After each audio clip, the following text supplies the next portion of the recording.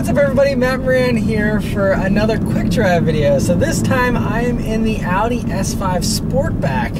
And so I've been really impressed with the Audi products recently. The RS5 Coupe that I reviewed a couple of months ago was really way better handling than I was even expecting it to be, and it was just such a fun car to drive. I've driven the S4 last year. I did a quick drive video on that. Unfortunately, I've not done a full review on that yet. And you know, I've done the RS3. I did a quick drive video on that. And the Audi's really on top of their game these days. I mean, they still have this very cool virtual cockpit. The interiors are all very nice in these Audis. I also really just like the idea of this Sportback. It's got a, you know, hatchback type of thing going for it, but it's still got really good looks on the outside there, so that you don't feel like, you know, some of the other competitors, their hatchbacks look a little weird or, you know, something like that. But with this, it actually looks really sleek and smooth and doesn't even really shout that it's a hatchback or anything, which I appreciate, but I also really appreciate the additional space you have there as far as cargo in the back. And so I think it's a really great thing that they have the S5 Sportback here. I know S5s traditionally in the past were a coupe,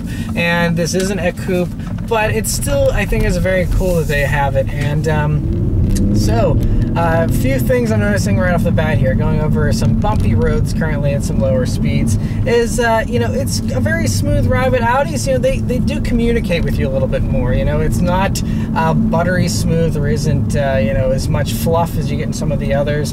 And so, you know, like, for example, I feel a decent amount through the steering. Has a nice weight to it as well. But, you know, you feel all the little vibrations in the road and things like that. Now, I am in dynamic mode right now. You can go into one of the more relaxed driving modes, and then that will, you know, get things a little softer. And so now just putting it up into the comfort mode here, it soaks up things a little bit, but we're going to go ahead and go back into that dynamic mode and see how an acceleration feels here in the S5 Sportback. Here we go. Second to kick down, and then it takes off. Oh man, so it's definitely quick. So we have 356 horsepower from this turbo V6 engine, and I think 369 pound-feet of torque. So 0 to 60, I think, is about 4.5 seconds. It all runs through an 8-speed automatic that Audi has here, and it's very quick, very impressive. It's so funny how similar the numbers are to the Kia Stinger GT. You know, same body style, all that type of stuff is so close. And so that's really the vehicle I'm comparing this against, because now this one, the base price on this S5 Sportback is $54,900. It's basically $55,000. And then this one has a bunch of options, like the virtual cockpit is still an option, the Bang & Olufsen stereo, the S Sport package, and so all those ring the price of this one up to right under $65,000. Right? I think it's right around $64,000. So is this, like, you know, $12,000 nicer than a fully loaded Stinger GT?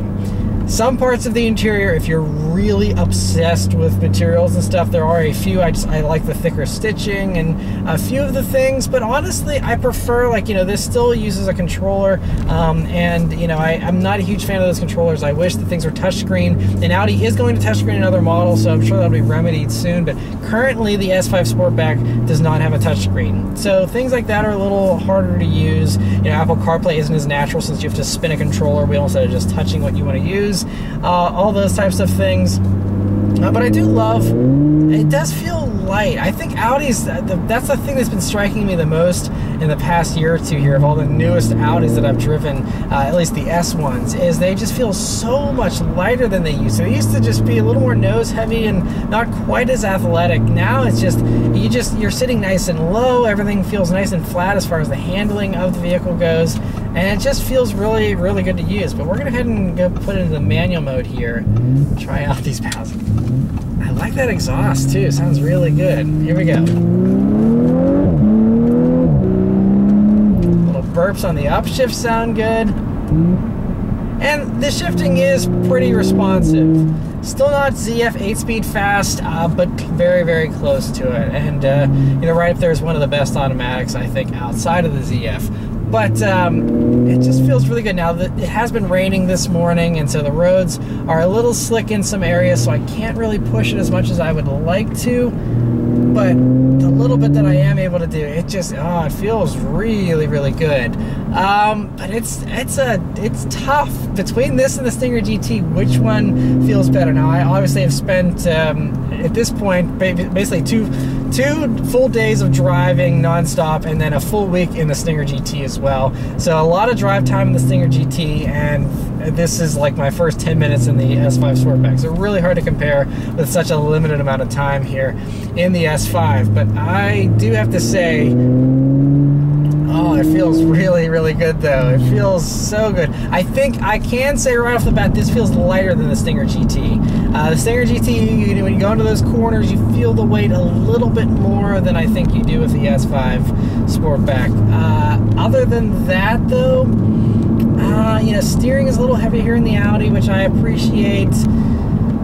That's basically it. They drive really similarly, actually, which is a huge compliment to Kia, but it's also, I had hugely high praise for the Stinger, and so the fact that this drives as well as that does is also very high praise for the Audi as well. They're both fantastic driving vehicles, and I know this is a very dumbed down quick little review, but I really like this a lot. It just comes down to, do you have $12,000 extra to spend that you don't mind spending for the materials that are a little nicer in some areas, although I think there's actually a little more metal in the Stinger than there is here in this. You have a little more plastic here in the Audis. Audi's not scared to use plastic, whereas Mercedes and others use metal window switches. You still have a little more plastic than I personally would like for a vehicle of this price tag, but it's not too bad, honestly. You still have a lot of nice metal features, and everything is very modern. I do like the design of the interior as well, in addition to the materials used. And you can also customize a lot of this stuff. I do love the quilted red leather seats. That's fantastic. The carbon fiber trim is an extra optional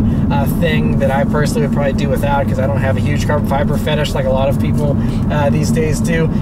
So there are some ways to kind of cut the cost a little bit as well, if you want to kind of close that price gap. And then, if it's only $5,000 or $10,000, maybe that's a little more manageable to some people. But you also don't have as long of a warranty as you do with the Kia.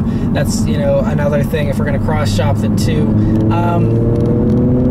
But I will say this sounds a little sweeter than the Kia, that's for sure. This just has a little more just volume, and the tone is just a little more intoxicating. I really like it. One thing though, so in dynamic mode, these are pretty good as far as like throttle response and stuff like that.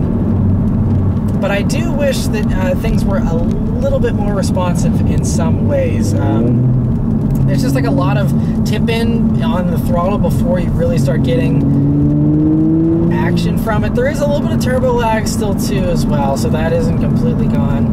And I think, honestly, the Stinger might feel a little more lag-free than this does. I think this I think you actually have to wait a little bit more for the turbo to kick in, and then it starts really tearing your head off. But I think it takes a beat longer than it might in the Stinger. I do love that sound though. It sounds really good on the downshifts and stuff, and that's something that, again, you kind of don't get as much of in the Stinger. So definitely an advantage for the Audi here. And yeah, I do really love these digital gauges. The Audi Virtual Cockpit is fantastic. But again, that's an extra charge, and also, once you add that on, you're still looking at a $60,000 car. Not horrible as far as pricing goes. I still think you get a good amount of value for your money. It's not, not overpriced or anything. It's just comes down to what you can afford. The Stinger is, I would say the Stinger is 90 to 95% of everything this car is. This is slightly better in a few ways. It just comes down to, if it's worth that extra money for you. But anyway, it's fun though.